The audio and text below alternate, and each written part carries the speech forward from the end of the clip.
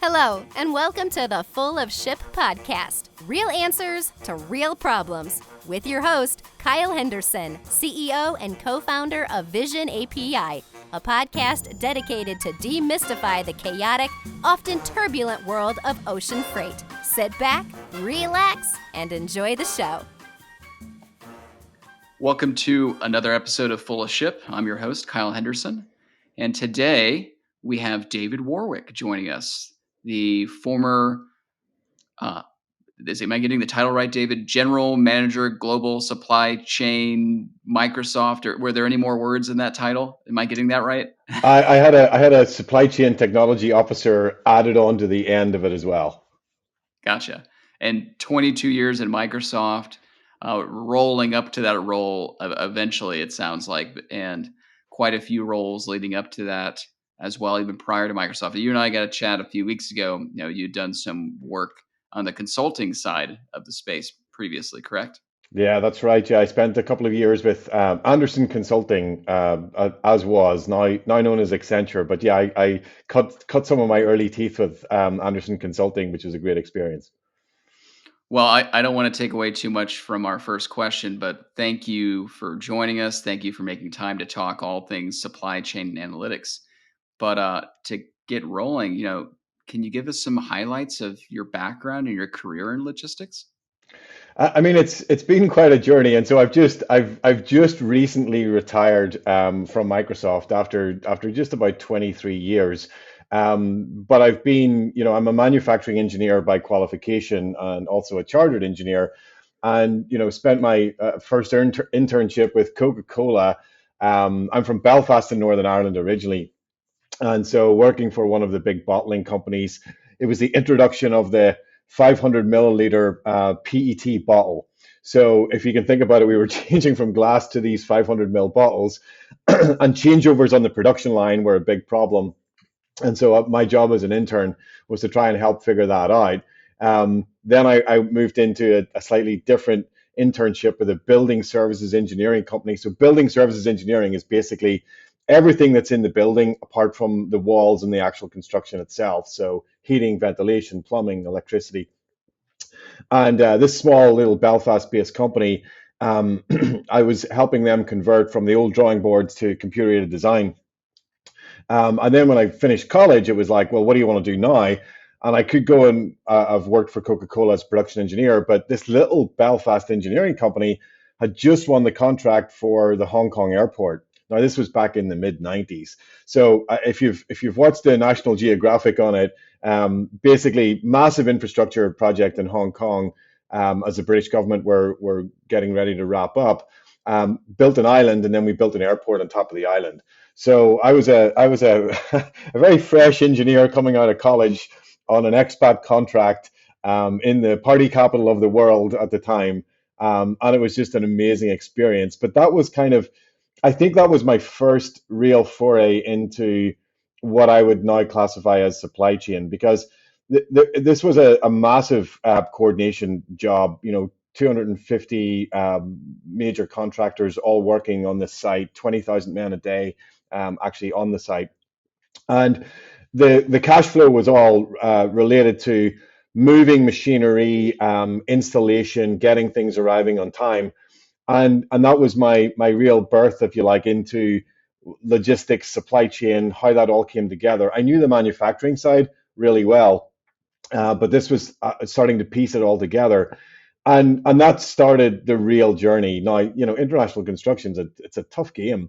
And so, I left that in 97, came back to Ireland, to Dublin, to work for Anderson Consulting. And my role there was a process consultant. So I got to, Ireland was still a hub of manufacturing at the time. So I spent a lot of time in those early stage supply chain companies, helping them figure out as is to be and the journey that they needed to take. But it was already too late. The hooks were in. I already figured out that supply chain was going to be the way forward, even though at that stage it still wasn't called supply chain. It was either logistics or manufacturing. And joined Microsoft in 1999, and Microsoft they were building the products at the time were the big box software. I don't know if you remember them, but big boxes of Windows and Office, with a lot of disks in there and a lot of Yeah. big, heavy manuals. And I was, I was thrust into that environment. Microsoft was still, a lot of people knew the brand, but not many. It wasn't, the household name that it is today. Revenues were maybe 15 billion back in 1999 compared to the 180 that they are today. And so that was the real entry into Microsoft. And I was doing 2 years of everything. So I joined Microsoft just for 2 years, and that was 23 years ago. So I guess I got stuck somewhere, right? Well, yeah, thank you for all that rich background. I was a little curious. Uh, what were the pain points around box software? Because I remember buying box somewhere. I remember going like to the Comp USA and having to buy it off the shelf and be like, this box either contains a lot of floppy disks or ACD and then paperwork. And it always struck me as funny being like, an internet generation child. Like, how much longer am I going to have to go and actually go to the store and get the disc? Kind of curious. Any like war stories from the days of literally shipping software? I mean, I think people would be amazed at the number of variants that we had. It wasn't just you were creating a box of, Windows 2000. There were hundreds upon hundreds of different variants based on legalities around certain countries, based License. on They all had that and that special like holographic sticker on them that you had to type in your code for your version. so that was all made, those holographic stickers, all part of the anti-piracy effort at the time, because again, back in those days, the volume of pirated software was incredible. I mean, it was, the actual real licensed product was kind of the smaller end of the scale, and everything was pirated. So putting a lot of effort into those, anti piracy efforts. And those holographic stickers were actually made by a company who made banknotes. So that's how intense we had to get in terms of really trying to drive that piracy. And then it was in the middle of the change from floppy disk to CD. And so that was causing all sorts of consternation because CD was actually still a relatively new technology. And there was so many restrictions around what you could and couldn't do based on the format, and then you were laying holographic images on top of that, which complicated the manufacturing process. And then, of course, we were making manuals which all had to be perfect. Those huge stacks that you had, there was an awful lot of effort went into those, and then the translation of those. I mean, in Dublin, there was a huge translation team who did nothing else but convert that English into those 27 other languages at the time. And I do remember one particular scary moment when we thought that we'd shipped the Hebrew manual in the Arabic version of, of Office, and it was just there was little things like that. Which were, but it was, were the images right? Were they going to offend Yeah. somebody in a certain country? There was a lot of that in terms of the content, and I just don't think that anybody would ever understand how complex the bills of material were, even for just a bunch of discs and a couple of manuals.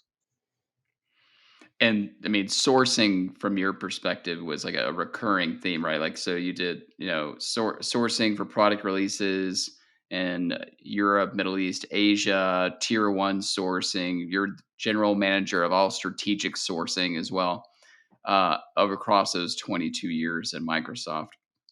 Maybe we'll save this for the end, but you can maybe prepare some thoughts on what are you doing next because it's formerly Microsoft, correct? It is, yeah, yeah. As of a couple of weeks ago, I decided that 23 years is a long time, and I've spent the last couple of years in this technology officer role, really exploring the next generation of supply chain and understanding how technology is going to enable all of the things that we've been striving for so long. Because supply chain is still quite archaic. I mean, it hasn't moved an awful lot in my 27 plus years of working in it. And over the last couple of years, and maybe COVID has actually been an accelerator in this case, but it's really drawn attention to the importance and the criticality of supply chain to not just any company, but every company. It also helps that, Tim Cook was the supply chain guy who then heads up Apple. So there's a prominence in supply chain and a realization of supply chain that wasn't there even 10 years ago. And so what that has done is it's driven a huge amount of innovation and a huge amount of investment into the supply chain sector. And I just looked around and said, I need to be part of this. I can't. It's.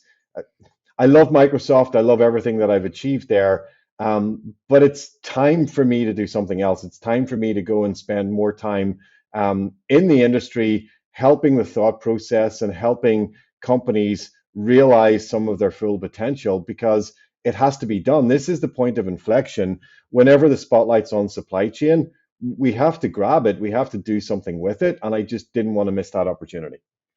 So that's probably a good segue. There's something new or something to do different in your life, but for supply chain owners, say C-levels, C-level, C-suite, CEO, chief supply chain officer, et cetera, what are those roles talking about right now that needs to be done differently in the future? And, since we like talking about data and analytics a lot here, maybe you could tell us, what do supply chains need to do from the C-suite perspective around data and analytics going forward? I mean, this is the crux of the question. I think, 5 or 6 years ago, when I was presenting in the industry, I started talking about this concept of the supply chain professionals of the future could actually be data scientists. And I remember in particular doing one of these presentations for a group in Chicago, and afterwards, I wouldn't say I was heckled, but there was people coming up to me, saying, "What do you mean? That's ridiculous. We're not IT." And it's kind of like, okay, bear with me on this one, because I just see the way that this is moving. As technology evolved, what happened was the availability of data became prominent. And data was always the problem. Supply chains have always built themselves around the ability to sense and respond, understand what happened, and then put in place a corrective action to make sure it doesn't happen again. But that doesn't work anymore, because supply chains are, even the term supply chain would indicate that one thing has to happen for the next thing to happen. But it's not like that. It's more of a supply web, whereby there's a constant movement of information and data, and customers are more demanding. Supply chains are more complex, and the opportunities are vast. And so data has become nearly a foundational effort in terms of supply chain, and it's not going to slow down with 5G, with 6G, with the evolution of IoT. There's more and more data available, and customers and partners require that data to do revolutionary things in supply chain. So I kind of think about it and go, okay, the C-suite conversations right now, there's a lot of frustration. There's a lot of frustration that everything is centered around the ERP system. Everything has been built on top of that, if you like, legacy architecture, the transactional based system of record. You need to have one. It's not wrong. It's like, no, you need to have one. But there's also a set of capabilities that supply chain is now demanding, which are not super easy to implement as part of your ERP. And so this beautiful cloud-based evolution has happened over the last couple of years, whereby there's now so many different solutions which focus on every different node in the supply chain, and they're cloud-based, they're as a service, and they sit beautifully on top of the ERP. And so the challenge for the C-suite is they've typically got a hardcore IT engineering department who are saying, we got to keep the lights on, and we got to spend a lot of money, and we're going to get better. And that they're looking out in the industry and seeing these beautiful companies like Vision API with incredible solutions and a different way of thinking. And the chief supply chain officers are going, yeah, but I want to do that. How do I do that? And the engineering teams are, well, it's going to take a lot of time and a lot of effort. And the story has to change. The story has to be different, because nothing can take 6 months. Nothing can take a year. We need to be able to move at a much faster pace, because otherwise you will just lose it. You will lose all competitive influence. I spoke a couple of weeks ago on a round table, and somebody asked a question about digitization of supply chain, and how do you do it, and does it have to happen? And my answer was, well, you got to be really clear. This isn't an if, it's a when. You have to digitize because everybody is going to, because that's the only way that supply chain will be able to run and actually optimize. And the data and analytics part of it are you need to have the data to be able to run anything on top of it.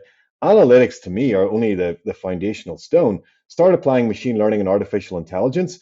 There's a wave here. First wave is connected, connect all the dots, get everything in the cloud, have access to your data.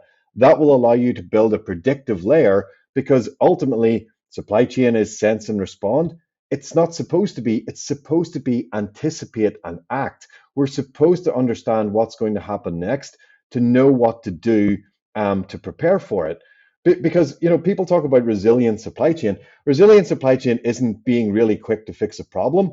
A truly resilient supply chain is understanding what's going to happen next and being prepared for it. So you've got a connected layer, a predictive layer, but ultimately a cognitive layer because supply chain is more complex, but the tools are already available for supply chain to start thinking by itself. And we're not talking Terminator style things here. It's just really simple of supply chain is based on a host of manual transactions, a host of information that has to flow in two directions to create a result. It is the case study for automation. It is the case study for RPA. It is the case study for blockchain and machine learning and artificial intelligence to really drive it to the next level. So what are the challenges for companies in trying to get to that next level? You said the first step is connect. This next step is predict. That seems relatively understandable because you could at least do you could tell a story, right? Right. We were having a lovely dinner with the team at Overhaul the other day, and we were getting to listen to one of the executives tell an old war story from multiple companies before about anticipating an issue and acting on it, which was them getting some like behind the scenes intel about something that was happening at a company that was a key supplier of theirs that Right. stuff was going to hit the fan. How are we going to anticipate and act so that we aren't affected as much as other players in our space? That's that from a mental model perspective. That's the exact same thing we're trying to ask data to do in this space. Is Yep. like, do you have the right data to be able to understand what's going on right now and have enough intelligence to anticipate something to then choose to act differently?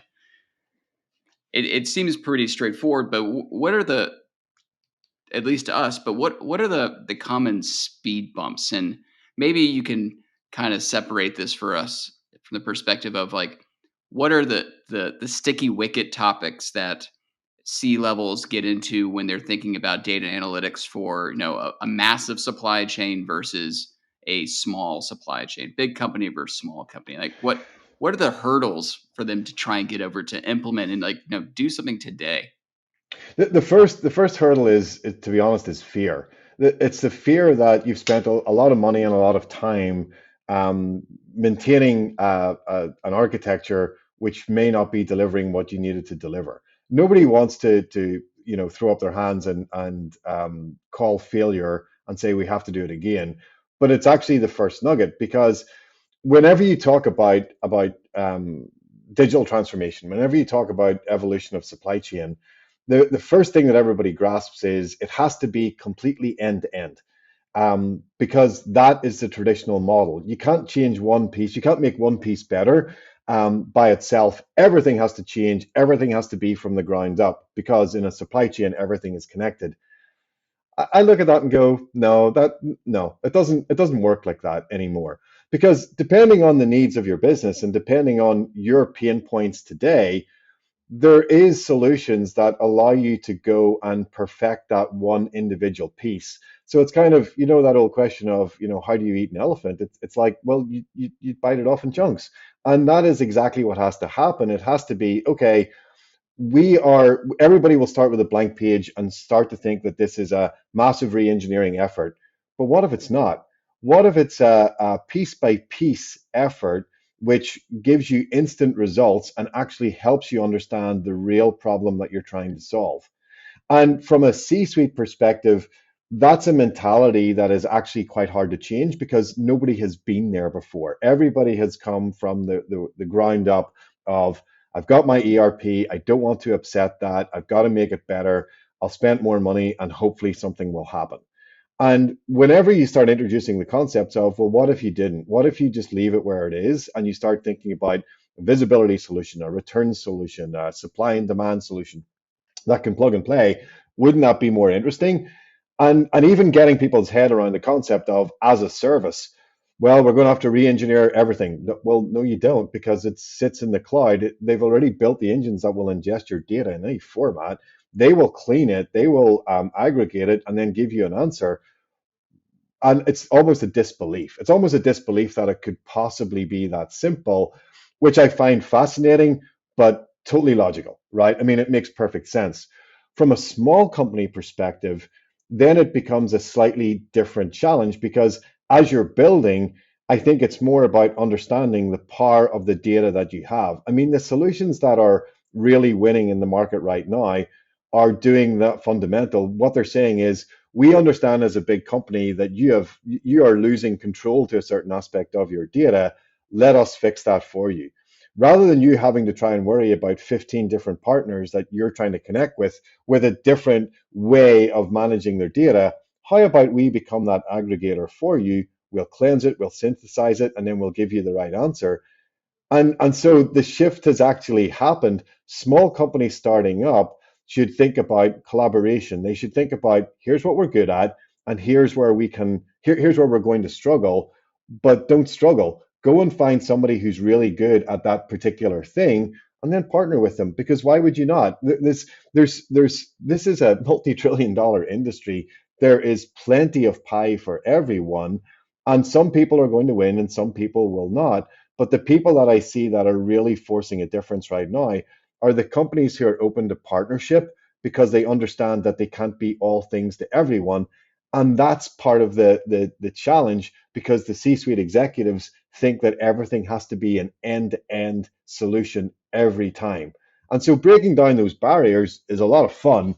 It's going to take some time, but I already see the twist. I already see the turn because companies that have been very traditional in their approach are now looking at startup solutions and going, well, that's really interesting. Can we plug that one in just to see what happens? And then they're getting blown away by the results. Curious. So for the large companies, the challenge is a mindset of, I got to rip out a massive thing and replace it with a new massive thing. Yep. Uh, for the small companies, it's more about, hey, being much more open to collaborate in order to get everyone to a better finish line. What are like specific data or analytics problems that are good starting problems for these big or large companies? Like part of the challenge, from the large company perspective, if you think you got to do it all, and all of a sudden you're saying, well, I don't. Well, I guess I'll go look at a list of my problems and opportunities, but which ones do I start with? Are there some like easy ones to get going that have a lot of return on your investment? I mean, again, it depends on the nature of your business. I had a super fascinating conversation about this yesterday with some of the leaders on the Visibility Council because they asked the same question, and I kind of looked at it and said, okay, well, if you're a consumer goods company in electronics, you're going to be worried about inventory. So where do you want to start? You probably want to start with inventory and last mile. If you're FMCG and you're worried about the shelf life of a product, so it's an Xbox versus a head of broccoli. Those are very different problems to understand. So there's not one set of challenges that you can just apply to the industry and everybody will get it. So it nearly is a little bit company specific, but it does start with that question of what problem am I trying to solve? It's not about how to look better. It's not about how to do things easier. You've got to start with a problem statement. And depending on the nature of your business, that will be glaringly obvious. A big one in the industry right now is returns. With the real drive in e-commerce, what you find is not only are customers maybe not going physically to a store as much anymore, but they're also trying and then returning, and that's created a huge surge in reverse logistics, which has always been kind of like the forgotten part of supply chain that nobody really wanted to deal with. But it's a huge amount of money and a huge amount of inventory that isn't being done really well.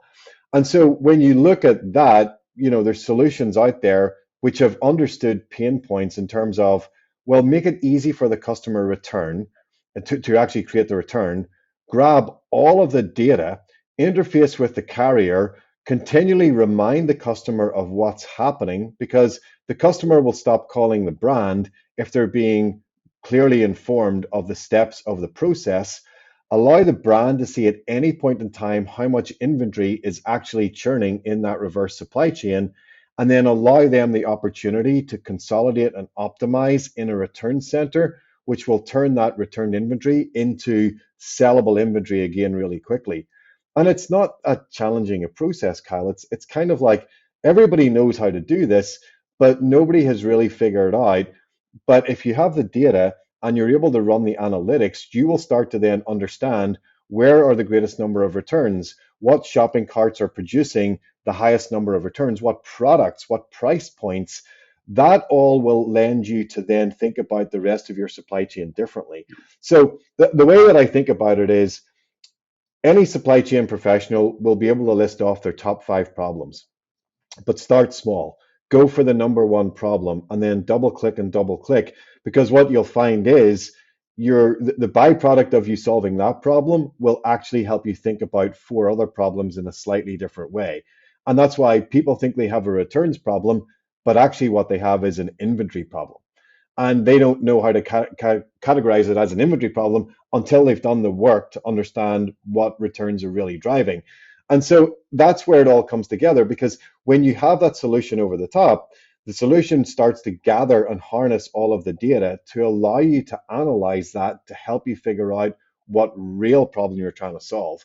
And that's the exciting part, because supply chain is filled with problems that are not connected, that are not, people are not thinking about, well, if I understood it to the next level, would it help me solve it in a different way? That's not the mentality, because we're action orientated. We are, show me a problem and I will beat it and I will fix it and then be done with it. But Yeah. what if that's not the way to do it? Yeah, I mean, I come from the analytics space across a number of other industries, and years ago, it was still a challenge. 15 years ago, selling analytics products, just to get companies to understand, well, the value of having an analytics product, because it's tough to put, like, what is the actual ROI? Like, what does someone do Yep. differently now that like saves me money or makes me money? Well, the way we had to kind of reframe it is, well, what would you be willing to pay to have a way to know all of your unknown problems in your company? Yep. Perfect. Like, That's exactly it. what's the value? Like, I mean, you probably have some number in your head, like immediately upon saying that, like, what would you be willing to pay if I could list out in great detail all of the functional problems in your company and also give you a sense of scale of that problem? No, that's perfect. And what I preach a lot is there are lots of different solutions out there which will give you information, right? They will take your data and they will give you a visualization of it. But the real power is in what I call actionable insights. Show me at the level that will allow me to do something with it. And that's where the analytics part becomes really interesting, because even in that returns example, helping me understand what products or what geographies or what customer profile is actually driving a higher number of returns will help me balance somewhere else in the supply chain. And I didn't even know that I had to do that, because I only thought I had a returns problem.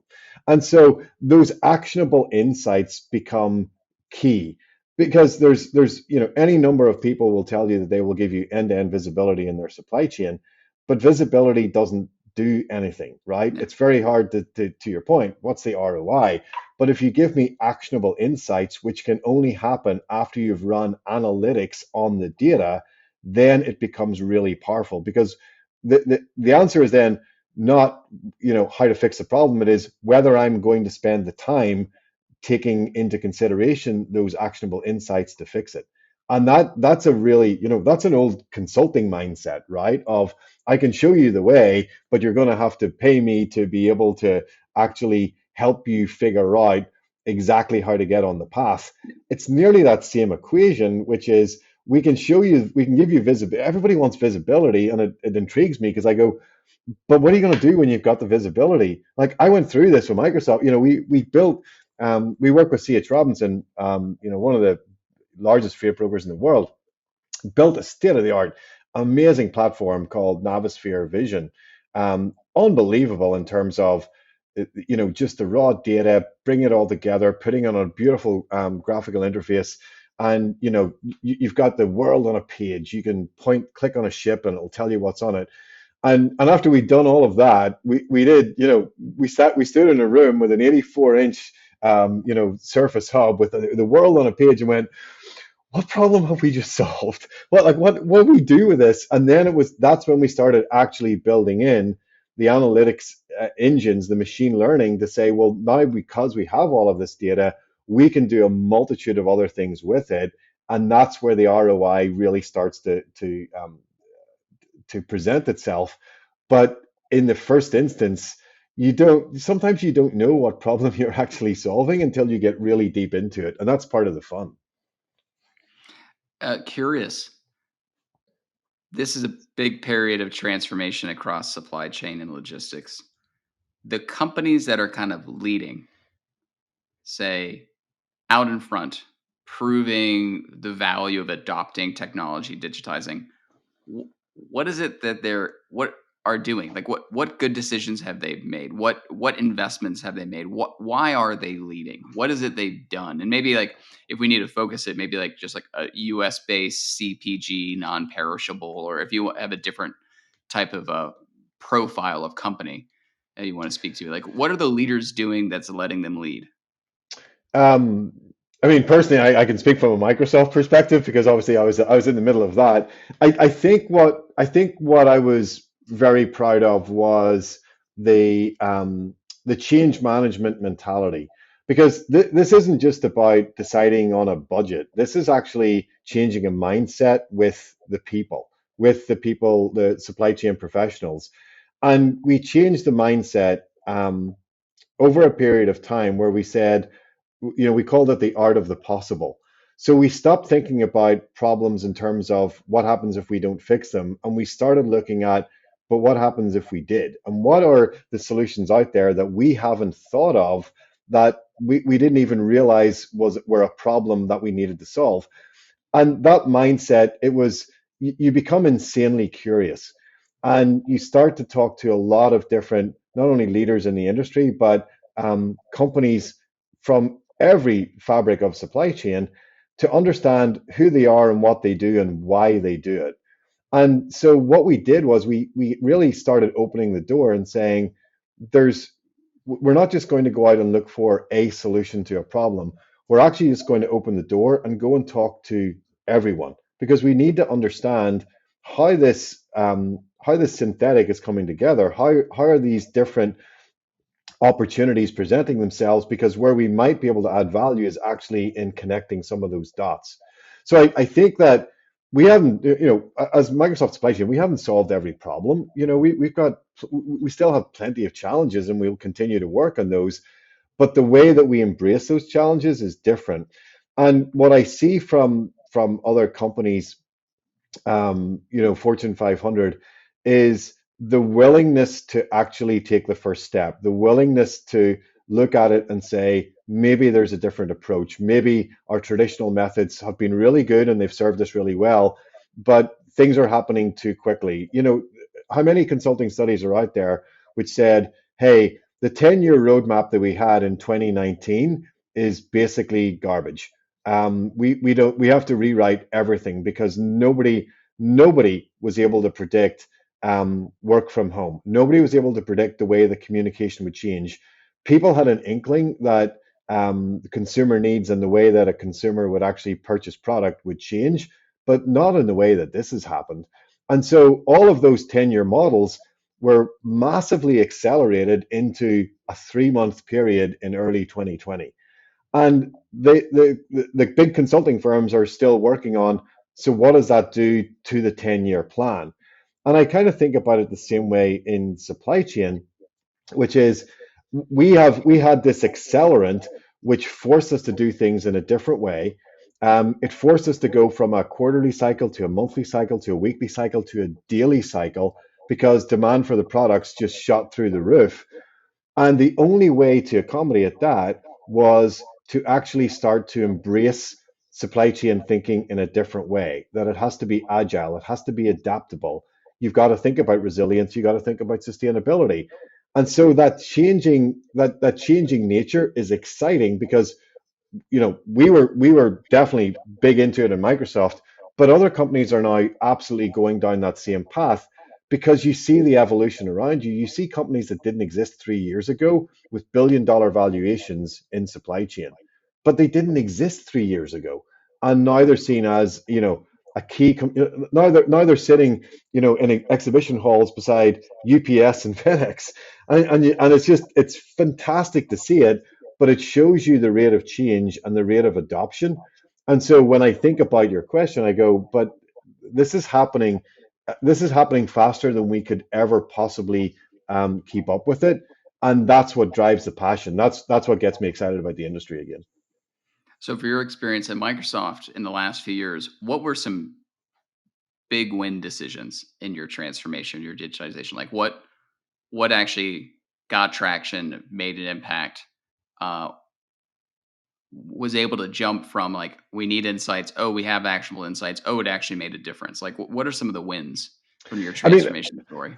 yeah, I mean, look, there's a number of them. I think that, understanding visibility from a supply chain perspective and then driving analytics and machine learning into that to produce real actionable insights, it was a big win.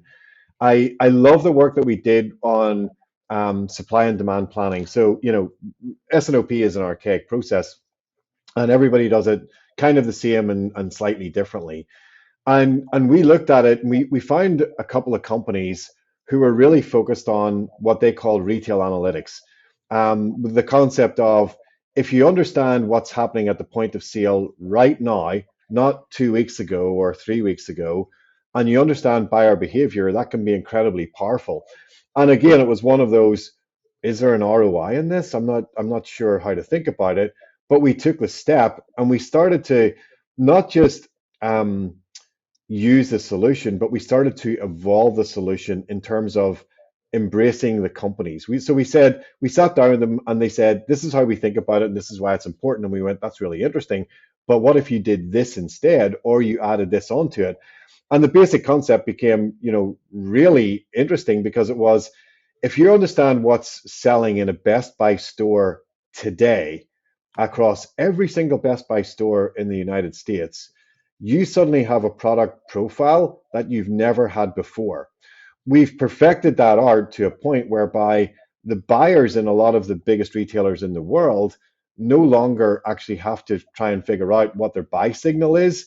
They now base it on clean data and projections that the engines that we've built, not as Microsoft, as third-party solutions, these solutions now are able to predict, based on the history of sales, based on your current inventory, based on a number of other dynamics, this is what we project will be selling. Therefore, this is the purchase order you should place on the supplier. It's completely changed the industry, because now you get to understand the value of a promotion. If you drop $100 promotion on an Xbox on a Sunday evening versus a Wednesday morning in Australia, you now understand the impact that has to your business. 12 months ago, you were blind. You were guessing based on a bunch of incomplete industry data what impact a change might have. But suddenly what that does is it allows you to think about revenue. It allows you to think about margin. It allows you to think about, how are you going to place scarce inventory at the right time in the right place. For me, that was a massive win, because it turned S&OP on its head, to the point where the demand signals that we're getting are so good and so accurate. Why wouldn't we just skip the S&OP process and make those manufacturing signals? which then cleans up a lot of other problems in terms of segmenting inventory, which is another huge supply chain challenge. So I think, the visibility, the solutions that, we had dinner with the team at Overhaul. That's an amazing solution. Like if you think about visibility, we're a, Microsoft, I keep saying we, but Microsoft is a big target for organized crime. And, we're shipping container loads of Xbox and Surface products. Um, we had a number of different attacks over holiday season. The one that I loved was a truck going from Louisville to Tennessee. The driver made an unscheduled stop. It pinged up in the overhaul system. This is like within minutes. The driver said, "I'm over my hours. I have to stop." 5 minutes later, the truck started moving. Overhaul grabbed that signal, sent it to local law enforcement with all of the details of the truck, the load, the shipment, the truck ID, the driver's phone number, and it was intercepted by Tennessee State Patrol. It's a world that you don't even realize exists, but it shows the power of data. It shows the power of analytics. It shows the power of as a service. And this all happened while we comfortably slept at night, knowing that our product was safe. That type of solution, the C.H. Robinson world on a page, is amazing because we've got everything forward and reverse all in one place for the very first time. You can start to use patterning. You can start to understand where you're efficient and where you're not. The retail analytics, those are my three favorites, just because I've spent a huge amount of time and energy on them, and there's real tangible results. And you just kind of look at them sometimes and go, wow, we did that. It's just unbelievable. Would it be fair to characterize that the supply chain digitization transformation silver bullet is just analytics driven process optimization? No, that's a oh boy, that could be that's a door opening question. I think it is a super important part of it. I think that you can't just write off physical infrastructure. You can't just write off other means of data collection and those transactions playing through the supply chain. But it's a key element of it. Understanding your data, being able to run that first level of analytics enables you to do so many other things. And so I would say it's the great enabler. It's not the answer, but it enables you to do so many other things. Did I get out of jail on that one? We'll let you out. Here's your Monopoly card. Okay. So, what do you think the next generation of supply chain is going to be like? Like, what are the changes over the next 2 to 5 years? This is getting back to the 10-year plan from the consultancy firms, but maybe on even like a shorter timeline. What are the wildfires that are going to catch in terms of software analytics data in supply chain logistics? I mean, I think that when I talk in the industry, I said, I've been very clear and said, look, 20 years ago, I was writing white papers on supply chain 2020. I'm not going to write a white paper on supply chain 2030 because the environment is too dynamic. It would be really hard to do it. But I do think that there's a certain number of characteristics which are going to just be prevalent over the next 3, 5, 10 years. Sustainability.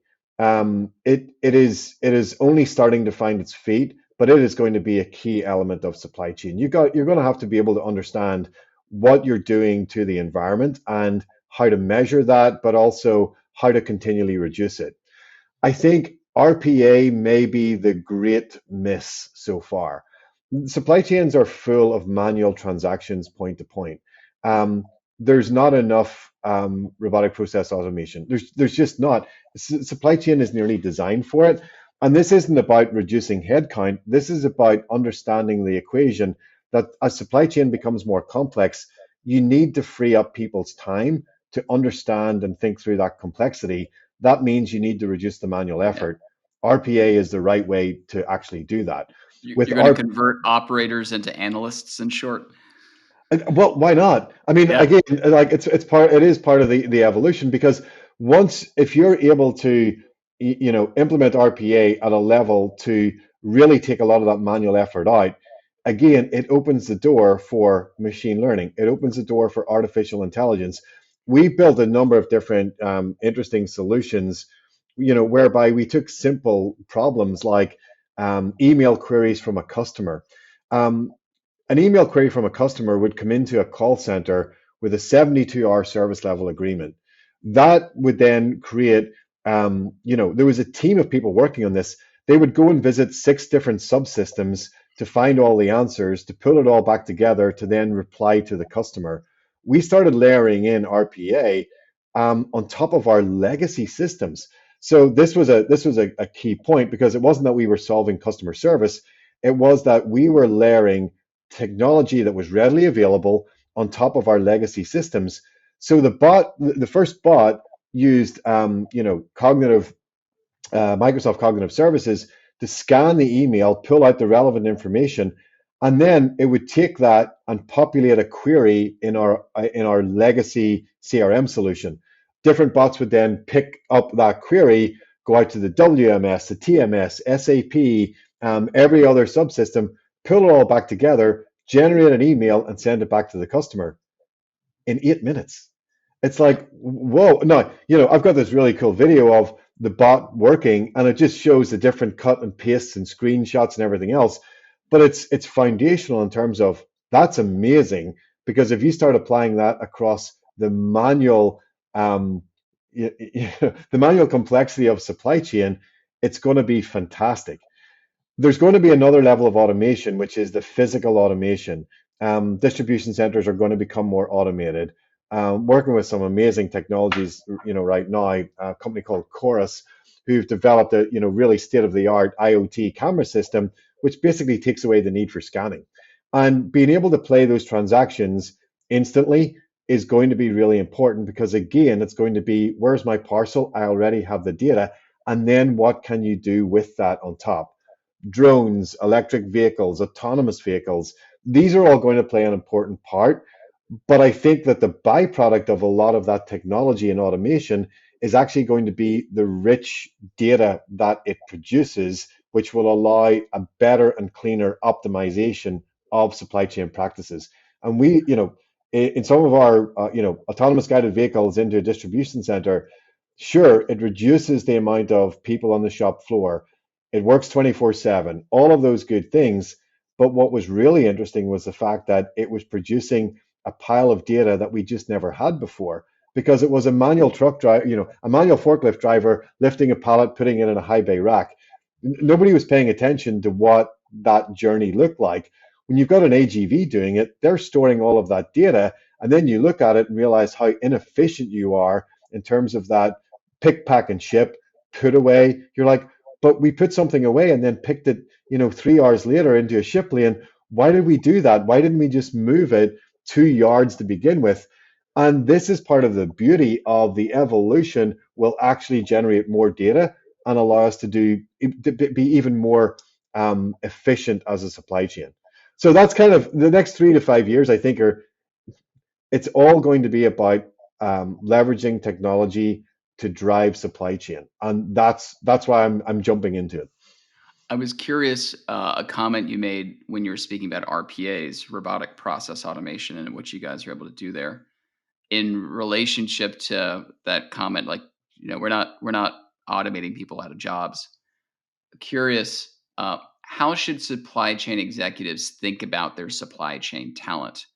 Is the motion going to be stop asking the operators to just get the work done and instead start asking the analysts to think how to do the work differently? I think it's a mix of both. I think that the analysts need to start providing more choice, more opportunity to do things in a different way. I've got the pleasure of working with a lot of different colleges on, as we do graduate recruitment, but also, to work with some of those professors and talk about, the curriculums around supply chain. And, for the last 4 or 5 years, I've been really pushing the agenda of, for all of the students that you are growing as future supply chain professionals, you have got to put data analytics in there as part of the curriculum, even if it's just understanding how to use a Tableau or how to use any of the standard software that's out there. Yeah. Spend a But lot they've of got, time interacting with the data set and asking questions of it, regardless of the interface. yeah, and that was, if you think about it, that was not even part of the curriculum. And so the importance of data and analytics in the supply chain, I feel it is that pivotal that I've actually gone and pushed that agenda in the colleges to say, make it part of your curriculum because it's going to be really important going forward. The ability for a supply chain professional to understand but be able to pivot on that data to understand what those actionable insights might No be. pun intended with pivot. No, no pun intended. But it is. I mean, that's why. Like, it's just Yeah. massively important. And I think that that's where I saw it, and that's where I went and tried to drive that adoption. And so it does become interesting in terms of a supply chain professional. It used to be all about depth. You had to have spent 20 years doing something to be that expert. Now it's a mixture of depth and breadth, and the breadth is all around data.